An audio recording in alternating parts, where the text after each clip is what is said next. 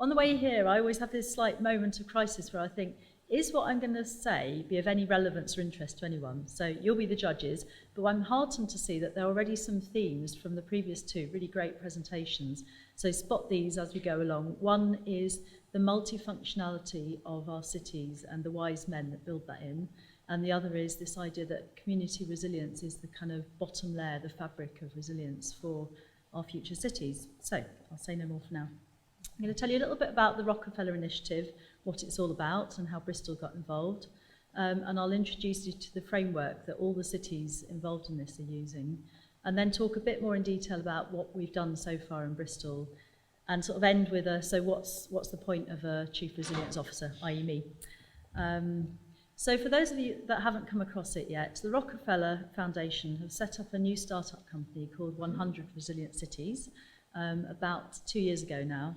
And their aim is to spend $100 million over 5 years helping 100 cities to become more resilient. So I think really it's a big laboratory, it's a big experiment for how cities can deal with the issue of resilience. Bristol was fortunate enough to join the first tranche. They're recruiting cities in 3 phases. And Bristol submitted a bid and got selected to be part of the first 33 group of cities, along with Glasgow. London is in the second phase, and I strongly suspect that that will be the only 3 cities in the UK that are part of the 100 network. So London, Bristol and Glasgow. So playing with the big boys, it's great. Rockefeller are very keen to kind of get comparable data across all the cities, as you can imagine. And so they've given everyone the same definition of resilience. Because if you look in a dictionary, you'll find apparently 27 different definitions. And actually in some countries, if you go to Sweden, for example, they don't even have a word for resilience. So you can start seeing that it's quite a slippery topic to many people around the world. So this is the definition that Rockefeller have given us to work with. So you can see that it's everything from the individual to the city system and all the things in between. And it's about adapting and surviving and also growing, which is a word that's problematic to some people, but I'll touch on that later. And the important point is it's about both stresses and shocks. So it's about both the short-term impacts of a big shock to the city, but also looking at those longer-term stresses that may arise through unemployment, through inequalities, through poor environmental conditions. In Bristol, when I started talking to people, I took this job on about 7 months ago, and I know Bristol well, I've lived there for 12 years. But what I quickly discovered is that resilience as a frame didn't resonate. It made people feel fearful, it made people feel that we were going to talk about terrorist attacks or, floods, obviously.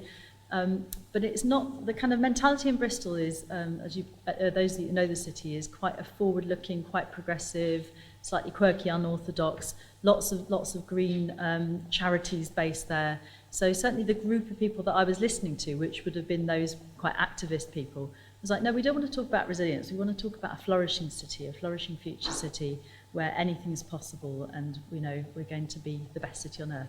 So Rockefeller weren't too keen on that because they've got their definition and I've been paid to talk about resilience. But certainly my job as a communicator, which is a lot of what I'm doing, I need to keep bringing that sort of dimension, if you like, the more positive frame into the conversation. So just going back to why Bristol was chosen as one of the cities, I think it was a lot down to the leadership that we have there in George Ferguson, the independent mayor, who's really seen as a kind of thought leader around changing cities. And of course, we'd already won the Green Capital. We're Green Capital 2015, so there was a lot to build on. And the Resilient City is seen as potentially delivering the legacy and embedding a kind of longer-term thinking for the Green City work, the Green Capital work. So here's the famous framework that some of you may have seen. It was developed actually by Arup, and coincidentally, in a former life, I used to work for Arup and helped to develop this framework. So it's an old friend, I could say. I slightly rudely say it's really nothing more than a checklist, because it doesn't do the hard work of joining up all those systems and understanding the interdependencies. It leaves the human brains to kind of still have to struggle with that. But what it does give is a really good starting point to make sure that you are really truly looking at all of the dimensions of how a city functions in the same frame. So you're not forgetting to think about health inequality, or you're not forgetting to think about communications or transport. It's all there in the same frame. So there's the 4 systems: people and place, knowledge and organisation, which it's really interesting to see Mary's 5 capitals, which I have worked on in similar frames in the past. I used to work for DFID actually, and they use the capitals. I recognise that. So we all kind of, sorry, I keep getting attacked by this door. Scary up here, right, I'm going to leave it open. Sorry about that. And a whole load of sub-factors. What's interesting is that Rockefeller haven't yet worked out what the metrics are. They're still busy working on, so what do the indicators actually look like? And so, which says that it really is a work in progress, and we're all kind of developing it together. I'm afraid I stepped in late, but I saw a press from Imperial talking about the qualities of resilience. And again, that's an important dimension within Rockefeller, is to kind of deepen our understanding of not just what things need to be resilient, but what characteristics they may have. And I find these increasingly useful, actually, as I get more and more involved in detailed discussions about different city systems. When I first looked at them, I thought, this is a bit academic, or it's a bit over the top when you're based in a city and trying to be quite pragmatic. But actually, they really resonate. And we did a great workshop with the Category 2 responders, utility companies and others, around how resilient their activities, their functions are. And we kind of did a little exercise with them about how well these qualities play to their work. And what came out really strongly was that they're concerned that the 2 factors on the right-hand side, being integrated and being inclusive, are ones that they're not doing so well on.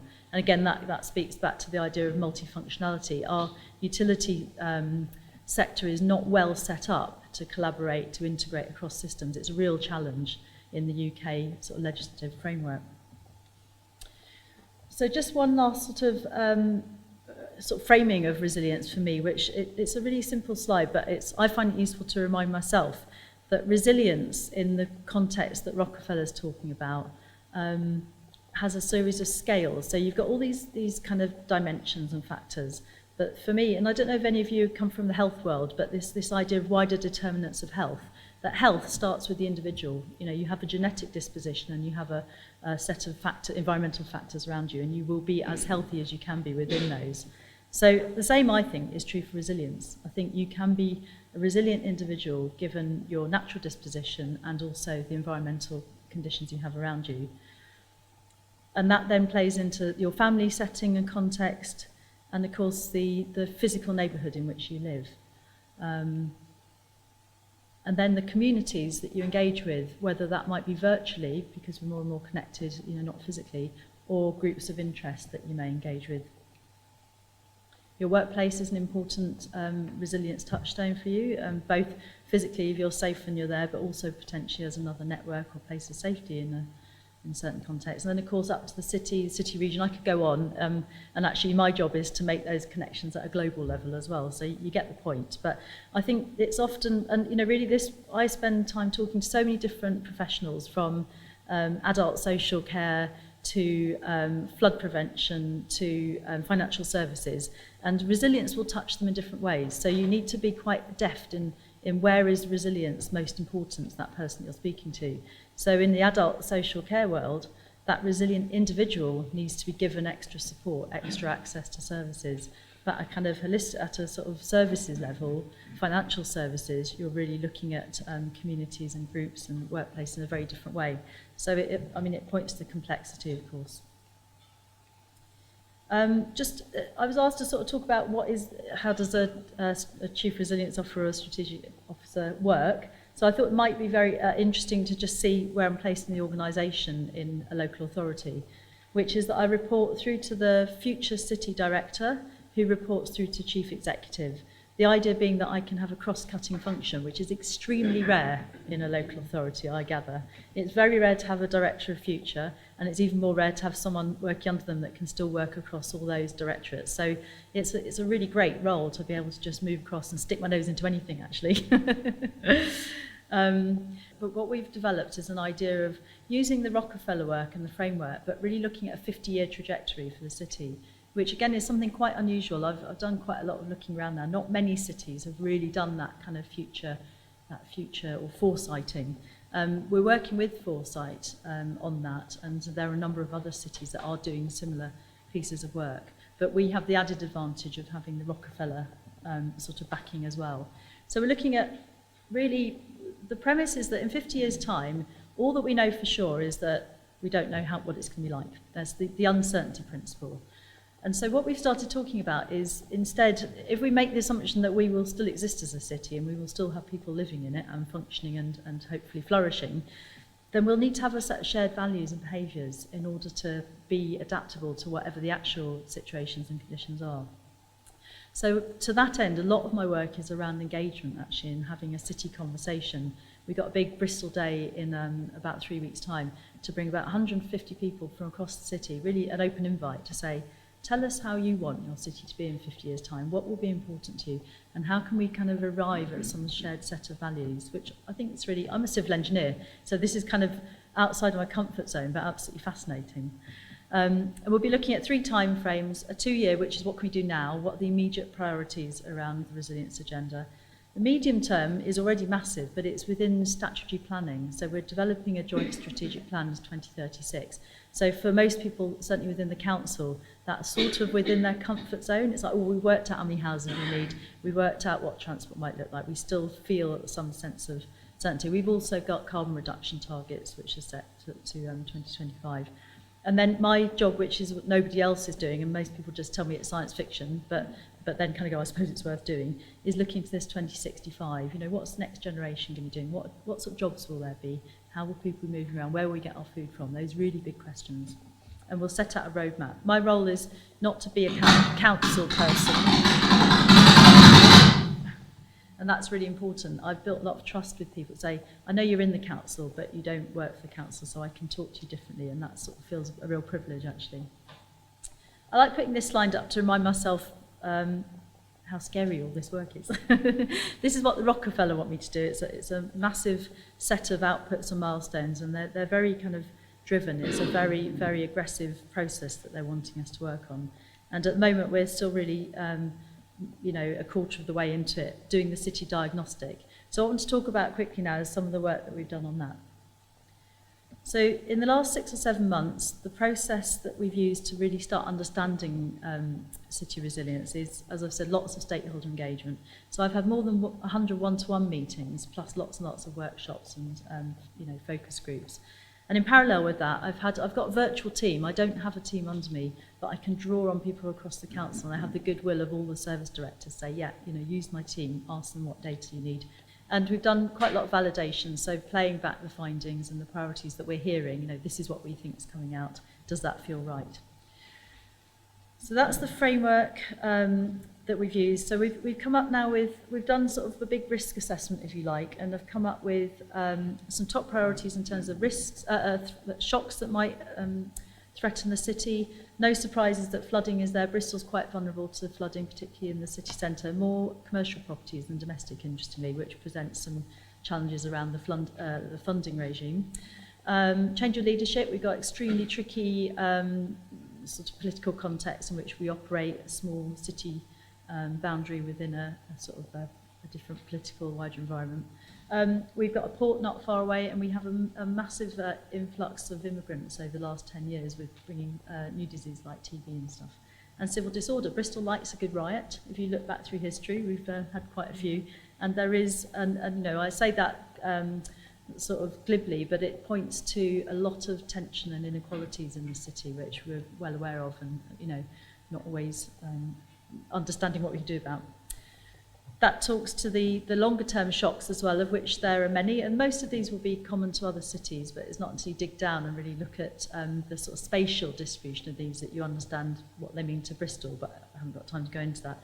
But again, health inequalities right up there, one of our biggest stressors.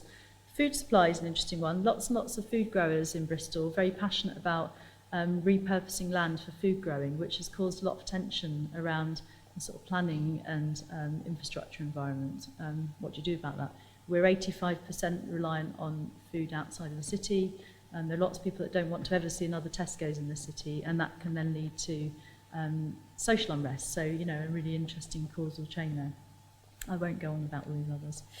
So what we've arrived at now, having done all that stakeholder engagement, all the desk study, is next step is doing a bit more R&D, but around 4 thematic areas now, which play quite well to the sort of themes that have been brought up from the previous speakers. We've got a kind of working, I'm not allowed to call it a vision, I don't know what it is, thing in the middle, which is about what do we want Bristol to be like in 50 years' time. They're not to be my words, because this needs to be a collective kind of agreement, but words like healthy and fair, safe and secure, and living, working, playing all need to be in there. It's about having a city that works well for everyone.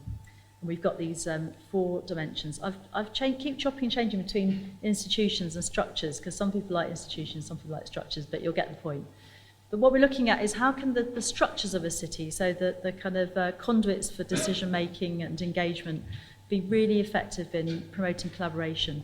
We know at the moment that we work in silos, that there are lots of blockers, there are lots of people that feel anything that gets done in the city is despite the council. I think that's deeply unfair, but that feeling is there for a reason. So really challenging that, how do we work together?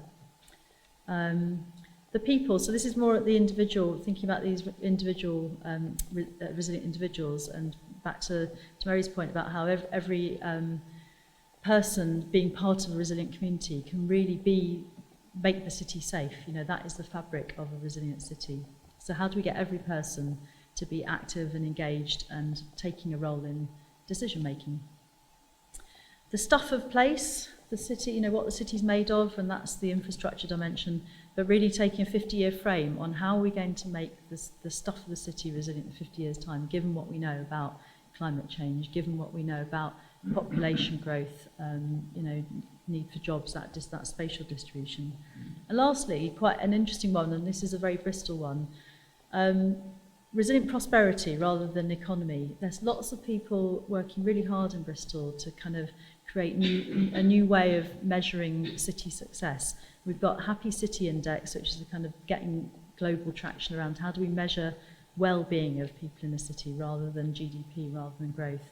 We've got the Bristol pound, so we've already got our own form of currency that's helping to lock in a circular economy and sort of local spending. And we've got headquarters to Triodos banks. We've got lots of sort of financial institutions that are interested in assembling funding and creating wealth in a different way. So there's some really interesting stuff going on there. So just to wrap up, that's my job, that's what I'm doing. I think, I don't suppose any of you are going to have an opportunity to have a Chief Resilience Officer wherever you live, but I think the role of it is really to challenge the norms and ask difficult questions, or maybe stupid questions. It's that kind of classic thing, you go in and you ask a stupid question, and everyone goes, oh, we never thought of that before, and I do that all the time, so I don't mind looking stupid. But it's spotting those connections across the system that very few people are empowered to do within their day jobs, certainly within the local authority. Looking at creating new partnerships and alliances all the time, that's going to be absolutely key for the next 18 months for me, and creating some space for innovation. And at the global level, it's a really, is going to become an increasingly strong power to convene some really sort of shared views on the future of cities. We're meeting in Mexico City next week, all the Chief Resilience Officers, to share experiences, and I think some of the topics that are going to be really on the table, migration, obviously, particularly with the European officers, climate change, obviously, social equity, and I didn't put this down, but data. Everyone's worried about data. It's too much of it, and we don't know what to do with it. So those are the kind of things I'm grappling with, and it'd be great. I'm here for the rest of the day, so it'd be great to talk to you. If this has struck a chord with any of you, really look forward to speaking to you. Thank you.